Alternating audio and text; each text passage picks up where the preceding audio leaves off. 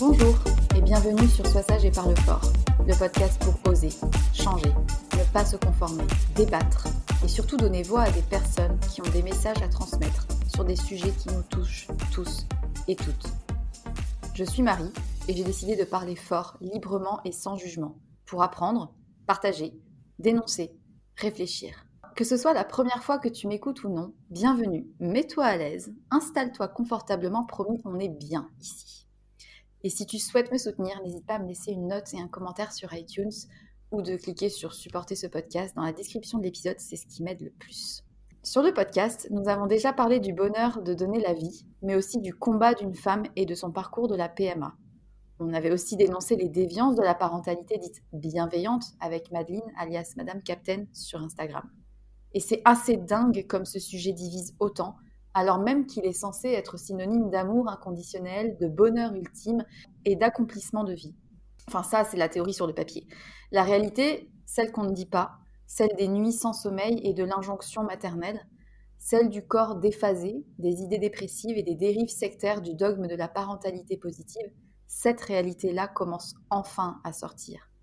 Pour une fois, et depuis quelques mois et années, des voix s'élèvent pour dénoncer l'un des plus grands mensonges perpétrés depuis des siècles. Celui où la femme aurait un instinct maternel qui la rend de toute manière faite pour être mère. Le contraire n'est tout simplement pas envisagé, ou alors à condition qu'elle ne puisse pas pour des raisons indépendantes de sa volonté. Alors oui, les langues commencent à se délier, on commence enfin à envisager que certaines personnes n'aient pas envie de devenir parents. Petit à petit, des comptes Instagram prennent la parole pour dénoncer toutes ces injonctions tellement culpabilisantes qui pèsent sur les épaules des mères, principalement. Mais il y a encore une catégorie de personnes qu'on n'entend pas, ou plutôt pour qui il est particulièrement difficile de pouvoir oser parler et se faire entendre. D'ailleurs, à l'idée même de prononcer ce qu'elles ressentent, la gêne. La gêne de le dire et aussi pour toi peut-être la gêne de l'entendre. Ce malaise, cette phrase. Être mère, un cauchemar dont je ne me réveillerai jamais. Cette phrase puissante est issue d'un article paru dans Libération où l'on apprend qu'en Allemagne, 20% des parents allemands de tout âge ne feraient pas d'enfants s'ils pouvaient revenir en arrière, d'après un sondage YouGov de 2015. Le livre Le mensonge du bonheur maternel de Sarah Fisher ou encore le hashtag Regretting Motherhood sont bien la preuve que le débat est là. Une manière peut-être de contrer le diktat de la mère parfaite ? En tout cas, ce n'est pas sans lien avec la pression exercée sur les parents. Ce débat est d'abord né en fait d'une étude qui a été menée par la sociologue Orna Donat en 2015 sur 23 femmes israéliennes âgées de 20 à 70 ans. Elles ont toutes déclaré que si elles devaient choisir aujourd'hui d'avoir ou non des enfants avec leur expérience de la maternité, elles ne referaient pas ce choix. Mais pourquoi ? Je vous la pose cette question. Pourquoi est-ce que l'idée même que l'on puisse regretter d'être parent met autant mal à l'aise ? On ne parle pas ici d'amour, car oui, il y en a de l'amour, mais plutôt du regret d'avoir fait un choix qui n'a pas apporté le bonheur vendu et promis par notre société. Il y a des femmes qui osent penser et affirmer que la maternité était une erreur, que cette responsabilité est trop lourde à porter et que leur vie sans enfant leur convenait mieux. Et attention, ce n'est pas l'enfant le problème, mais ce qui entoure la parentalité.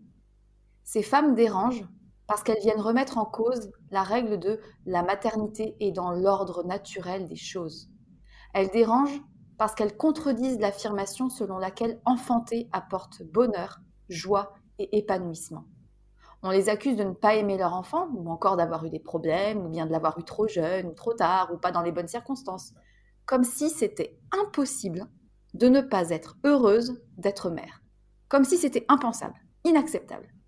Alors dans une société qui sacralise la maternité, il est important de pouvoir donner la voix à celles que l'on ne veut pas entendre, ces femmes et ces hommes qui souffrent doublement du choix qu'ils ont fait et qu'ils ne referaient pas, et qui payent aussi la culpabilité de ces sentiments ambivalents, aimer profondément un être vivant qu'ils auraient préféré ne pas avoir. J'ai aujourd'hui le plaisir de recevoir Clara, maman de 2 filles et femme en recherche d'acceptation de qui elle est, de tout ce qu'elle est, et surtout de ce qui la ronge depuis quelques années. La certitude que si c'était à refaire, elle ne serait pas mère. Bonjour Clara, Je te remercie infiniment d'être sur ce podcast. Je te laisse te présenter et nous dire un petit peu qui tu es. Bonjour Marie. Alors déjà, je suis enchantée par cette introduction qui m'a fait beaucoup de bien à écouter. Moi, je m'appelle Clara, j'ai 33 ans. Donc, comme tu l'as dit, je suis maman de deux petites filles. Donc, ma grande qui a 12 ans et ma petite qui a 4 ans. Je suis étudiante. J'ai repris mes études il y a 2 ans en sciences du langage. Et voilà. Et tu vis donc dans le sud de la France, dans une région que je connais très bien, c'est le monde est petit. Donc du coup, oui, je vis dans le sud de la France, dans la région toulousaine. J'habite dans le Tarn-et-Garonne. Et tu es en ce moment en couple. Et je suis en couple avec le père de ma deuxième, qui est en plus de tout ça un très chouette amoureux. Écoute, je te laisse nous raconter un peu ton parcours enfant, adolescente, et puis vie familiale à partir de, boum, 20 ans, puisque tu as été maman bah, à l'âge de 20 ans.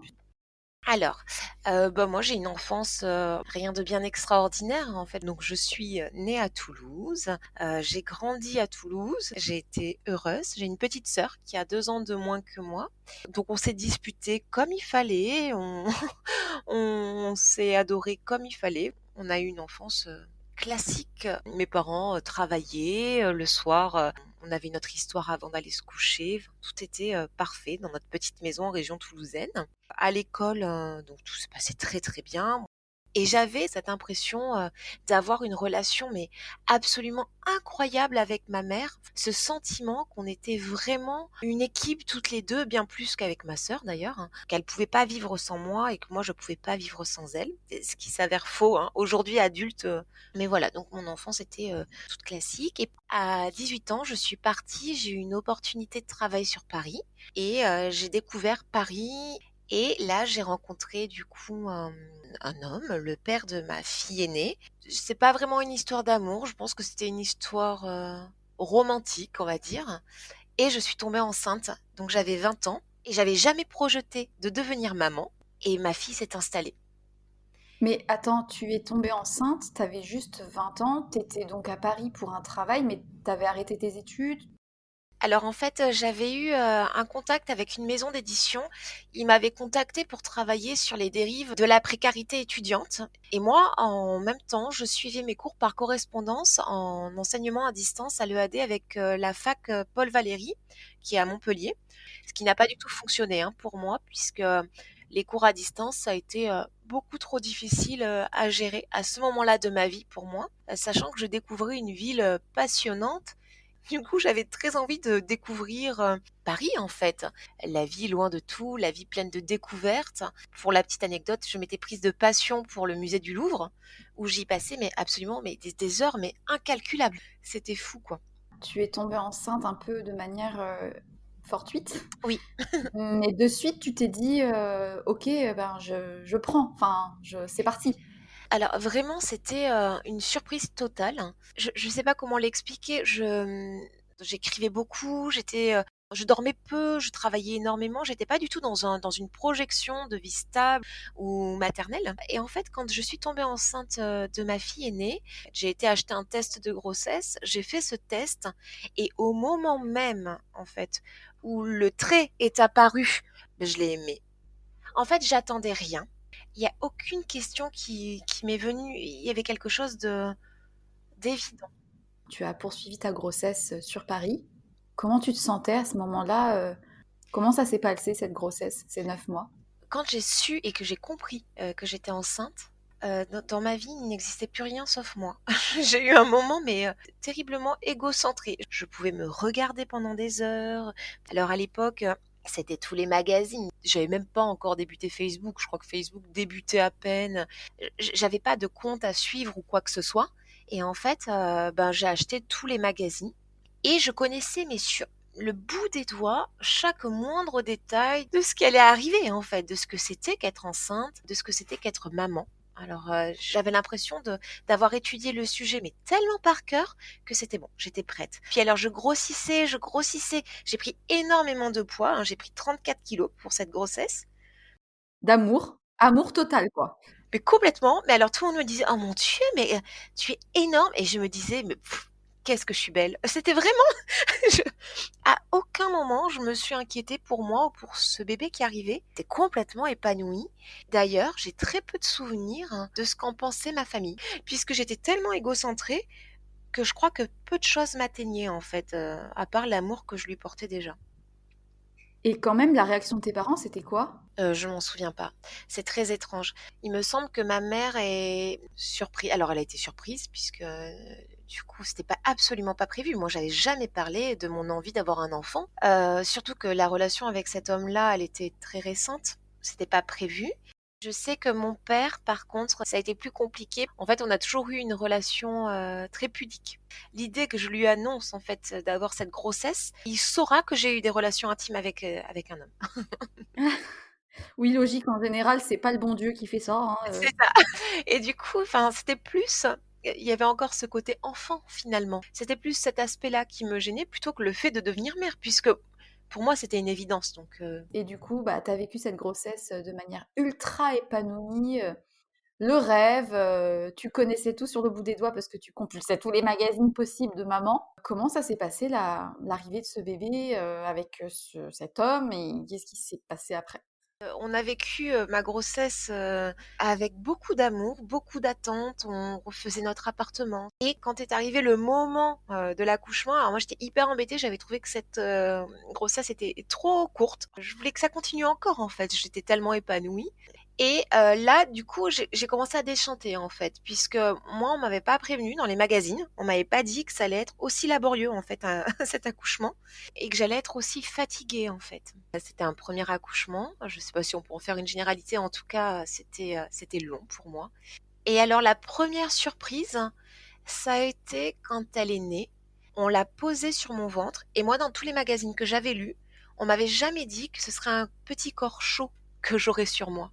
Et j'ai été extrêmement surprise en fait de la température du corps de mon bébé. Donc j'ai eu peur de la regarder au départ, j'ai mis quelques minutes et quand je l'ai regardée, je me suis dit que personne n'avait jamais eu un bébé aussi beau que le mien. Personne. C'est bizarre, j'ai l'impression que beaucoup de personnes disent ça à chaque fois, c'est fou. Mais moi, j'étais persuadée que les autres personnes, étaient convaincues de leur, croyance, mais que c'était pas vrai. J'avais le plus beau bébé du monde et j'étais pleinement heureuse. Je voyais chaque signe d'amour, par exemple, le lendemain, de sa naissance, quand elle est née le soir, on l'a pesée et mesurée et il y a eu un c'était en janvier, il faisait très, très froid et il y a eu un rayon de soleil qui s'est posé sur elle et moi, j'y voyais des signes partout, hein. J'étais complètement, défoncée.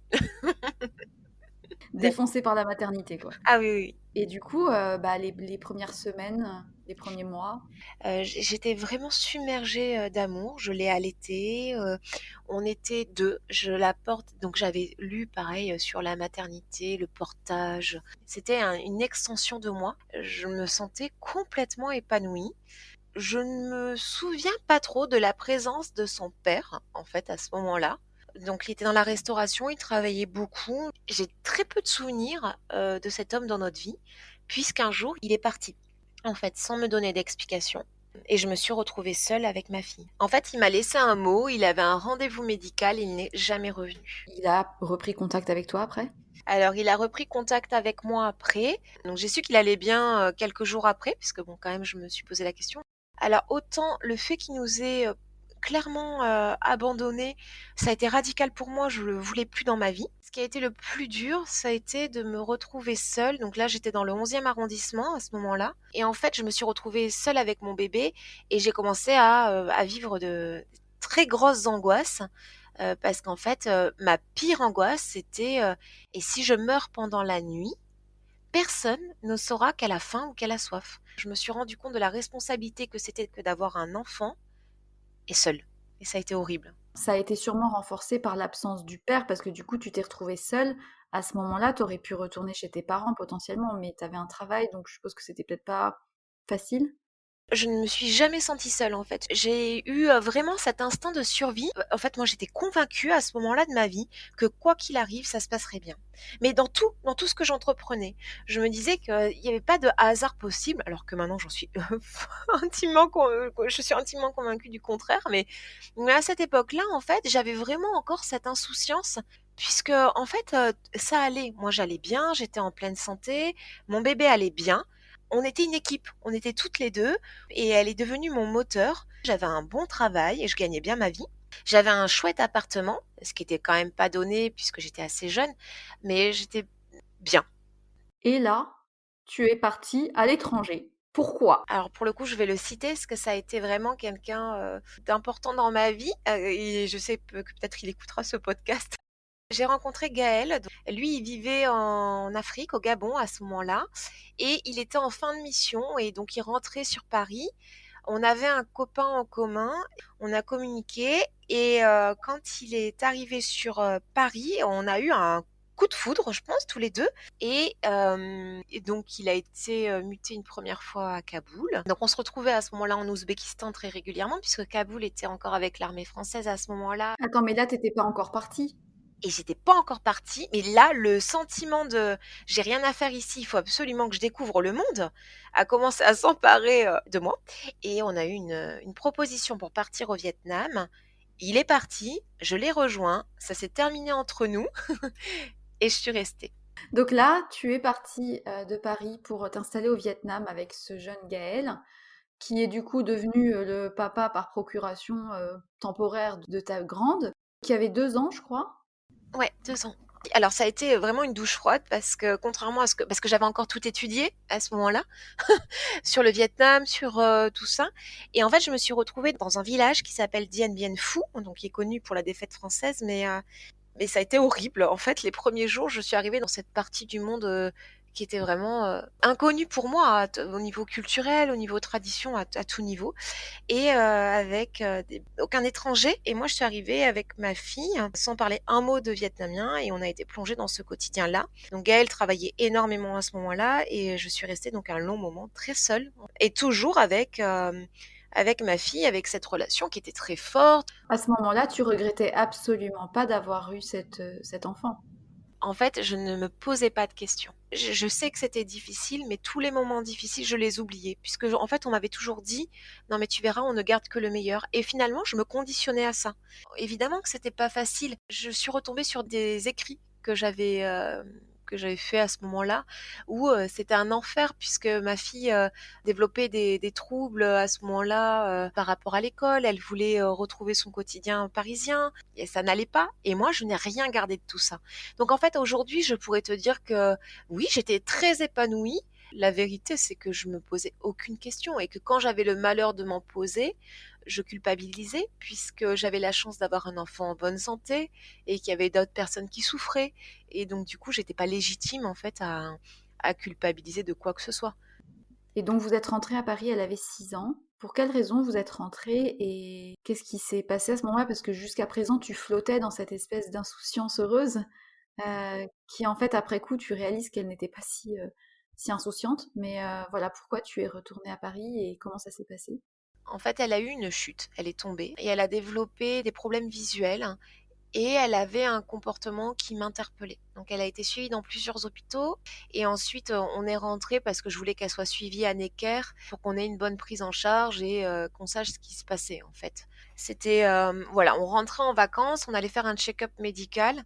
Je suis en France et là, je me dis, j'ai un élan d'amour, de je sais pas, je me dis que non, ma vie est ici, il y a trop de choses qui me manquent. Même si j'ai mes amis au Vietnam depuis quelques années, mes amis d'enfance me manquent et donc du coup, le jour du retour, je décide de pas prendre le vol retour. C'est pas la décision dont je suis la plus fière.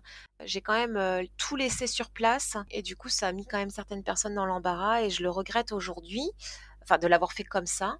Là où je suis, contente de cette décision, c'est qu'en fait, j'ai pas d'explication, très claire à savoir pourquoi est-ce que cette fois-ci je suis restée et pas une autre fois, mais n'empêche, j'ai vécu, les derniers mois de vie de mon père alors qu'on savait pas qu'il était malade à ce moment-là et donc ça a été quand même malgré tout, une bonne décision. Et donc, à ce moment-là, Gaëlle était restée au Vietnam. Alors moi, j'étais plus avec Gaël depuis un moment, mais je sais que c'était très douloureux pour Gaël puisque c'était, le fait de plus voir Lila. Donc du coup, Gaël est resté. Je pense qu'il était très en colère au départ, mais Gaël, est devenu papa et il connaît toutes les joies de la paternité et des regrets aussi aujourd'hui, je pense, des nuits, calmes et donc il a rencontré, quelqu'un qui partage sa vie et on espère le voir prochainement, lui et sa famille, en France pour rencontrer, son petit garçon. Donc finalement, tu te retrouves en France avec, cette petite fille de 6 ans qui avait du coup, des troubles un petit peu, de la vision et cetera. Qu'est-ce qui s'est passé ensuite, au niveau de ce cheminement-là et l'arrivée d'un deuxième bébé du coup, puisque nous allons, en parler?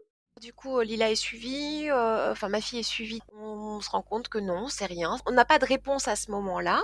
Donc je reprends le travail, d'ailleurs dans un restaurant vietnamien, mais à Toulouse à ce moment-là. Et donc je rencontre le réparateur et je tombe folle amoureuse, mais vraiment de cet homme.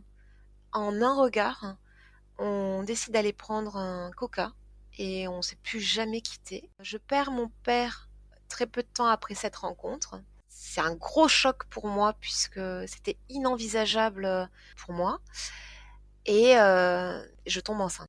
Alors, une surprise et à la fois, je sais pas, c'était vraiment la survie dans ce deuil. Et donc du coup, je tombe enceinte de ma deuxième et on décide ensemble de fonder cette famille. Mais à ce moment-là, je commence à me rendre compte que j'ai peur. J'ai peur de me retrouver seule avec 2 enfants, en fait. J'ai peur que ça se reproduise et donc je me rends compte à ce moment-là que c'était pas si facile, en fait, cette première maternité, mais que j'avais enfoui tout ça.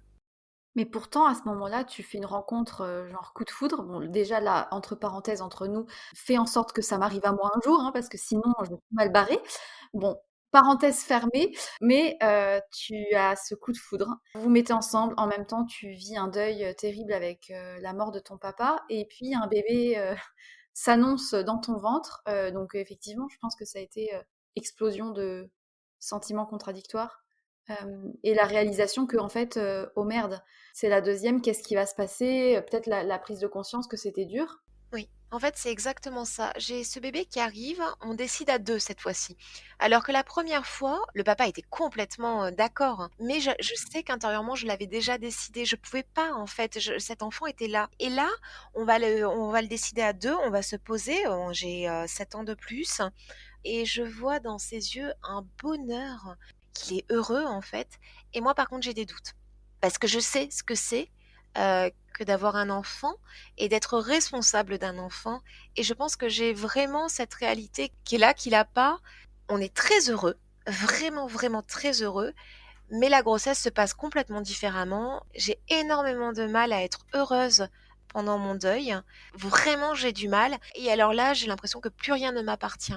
Mon corps ne m'appartient pas. Les réseaux sociaux ont fait leur apparition dans ma vie. Et moi, je suis sur Instagram et je regarde des comptes qui vivent des grossesses en même temps que moi et où tout a l'air si parfait. Et moi, je ne comprends pas, en fait. Je commence à être en décalage, je pense. Je me sens heureuse, mais pas épanouie, en fait. C'est plus ça. Tu penses que tous ces comptes Instagram ou ces réseaux sociaux ont alimenté ce sentiment de décalage? À l'époque de ma première grossesse, je fantasmais à travers des livres. Le livre laisse place à ta propre imagination, en fait. T'as pas vraiment de référence autre. Et là, via des vidéos, des comptes, cette attente, ces objets à acheter, cet entretien du plus beau, en fait. C'était tellement beau, la chambre du bébé, la chambre. Une sorte de course à la maternité idéalisée, un Ouais, ce qui est marrant, c'est que je me suis toujours défendue de ça.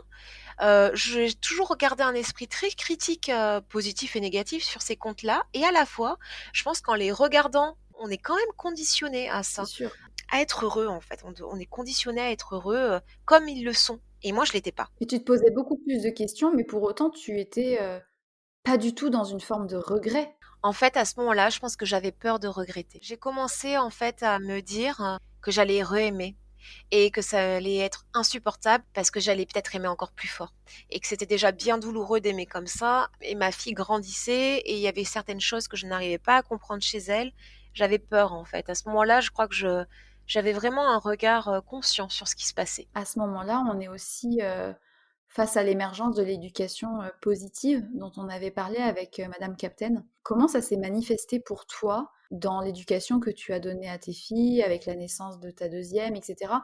Est-ce que tu as été, on va dire, imprégnée du dogme? Est-ce que ça a eu des conséquences, même de l'ordre psychologique? Je suis, tombée en plein dans cette éducation, pseudo bienveillante. Moi, j'ai vécu l'enfer, avec ce dogme horrible. En fait, je me suis dit: «Qu'est-ce que tu veux, qu'est-ce que tu veux dans ta vie?» Moi, je voulais le meilleur pour mes enfants, comme la majorité des personnes en tout cas, j'espère, et je voulais qu'elles soient, le moins abîmées possible, que je les abîme le moins possible.